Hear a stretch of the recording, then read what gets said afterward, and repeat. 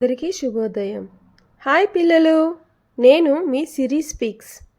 ఈరోజు నేను మీకు ఒక చిన్న కథ, మంచి కథ చెబుతాను. ఈ కథ మనకు నీటి విలువ నేర్పిస్తుంది. ఇక మన కథలోకి వెళ్ళిపోదామా? ఒక చిన్న గ్రామంలో ఒక చిన్న నీటి చుక్క ఉండేది.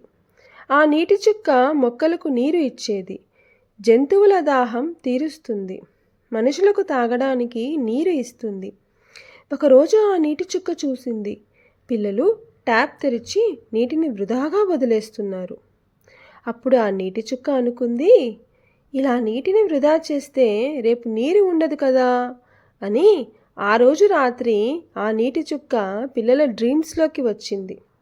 మెల్లగా చెప్పింది, పిల్లలు, నేను చాలా విలువైన దాన్ని, దయచేసి నన్ను వృధా చేయకండి.